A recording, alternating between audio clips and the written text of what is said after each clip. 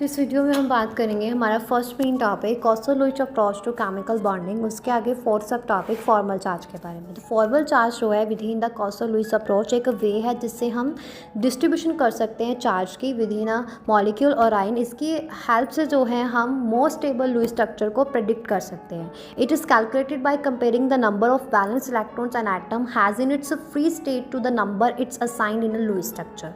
सो Kossel Lewis approach क्या है? ये वो अप्रोच है जो फोकस करती है एटम्स के ऊपर, अचीविंग कि एटम जो है अचीव करें एक स्टेबल इलेक्ट्रॉन कॉन्फ़िगरेशन को, typically like the nearest noble gas by transferring और शेयरिंग इलेक्ट्रॉन्स।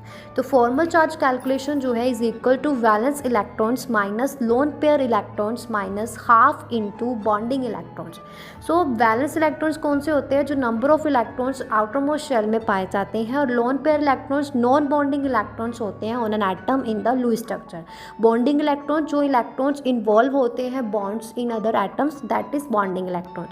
सो इसकी सिग्निफिकेंस क्या है कि हम जो है Lewis structures with formal charge closest to zero are generally more stable और डिटरमाइनिंग द बेस्ट स्ट्रक्चर। जब हम मल्टीपल लुईस स्ट्रक्चर्स जो हैं पॉसिबल होते हैं तो एक जो है with the lowest formal charge is preferred. Example जैसे कि ओजोन मॉलिक्यूल में सेंट्रल ऑक्सीजन एटम जो है can have a formal charge depending upon how it's bonded.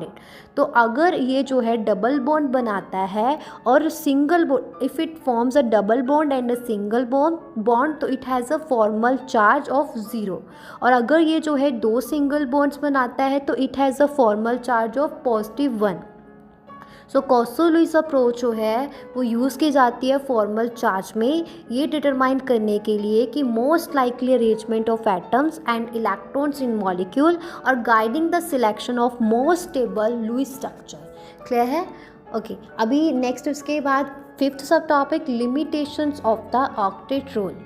So octet rule जो है are a cornerstone of the Kossel Lewis approach to chemical bonding जो simplifies our understanding of how atoms form bonds by striving to achieve a stable electron configuration, typically with the 8 electron in their outermost shell, similar to noble gas. However, ये जो rule है इसकी बहुत सारी limitations और exceptions है, जैसे कि incomplete octets। तो कुछ stable molecules जो हैं exist जहाँ पे central atom जो है has a fewer than 8 electrons in its valence shell, जैसे कि lithium chloride, beryllium hydrogen, BCl3, BF3, AlCl3। तो ये मॉलिक्यूल जो है अक्सर involve elements with fewer than 4 valence electrons like lithium, beryllium and boron.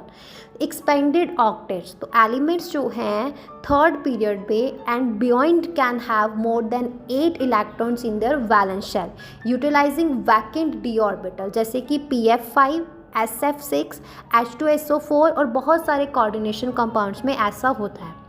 Third क्या हो जाता है कि ऑड इलेक्ट्रॉन मॉलिक्यूल्स, तो मॉलिक्यूल्स जो हैं with an odd number of valence electrons वो सेटिस्फाई नहीं कर सकते ऑक्टेट रूल को फॉर ऑल एटम्स। एग्जाम्पल जैसे नाइट्रिक ऑक्साइड और नाइट्रोजन डाइऑक्साइड। तो ये जो ऑक्टेट रूल है failure to explain molecular shape and stability. तो ऑक्टेट रूल जो है does not predict the shape of molecule, it also fails to explain the relative stability of molecules और their energies. Applicability to noble gases, जबकि high based on the inertness of noble gases. कुछ noble gases जैसे कि xenon और krypton जो है वो compounds बनाती हैं, और ये जो है जैसे कि XeF2, KrF2, तो ये challenging the rules strict adherence. तो ऑक्टेट रूल जो है हमें बहुत जैसे प्रोवाइड करता है useful framework, but it does not apply universally.